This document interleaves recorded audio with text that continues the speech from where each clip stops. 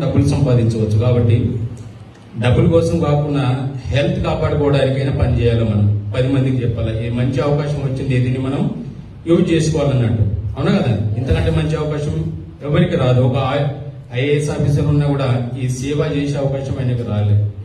ఇప్పుడు పిలిచిన మందే తిన్న మంది కాబట్టి మంచి హెల్త్ కాపాడుకోవడానికి మనం ఒక వేస్టేజ్ రూపంలో మనం ఈ కంపెనీ ద్వారా మనం చేస్తున్నాం కాబట్టి దీన్ని వాడుకోండి. 10 మందికి చెప్పండి. డబ్బులు ముఖ్యం కాదు. నాకు ఫర్ మంత్ 93,000 జీతం ఉంది. ఎంత? 93,000 93. అయినప్పటికీ నేను ఇలా హెల్త్ ఉందని ఆ హెల్త్ కోసం నేను ఇక్కడ రావడం జరిగింది. గవర్నమెంట్ ఎంప్లాయీకి ఒక సండే వచ్చిందంటే చాలా ఆనందంగా ఫీల్ అవుతారు వాళ్ళు. ఎందుకంటే ఆ ఒక్క రోజు ఫ్యామిలీతో గడపచ్చు.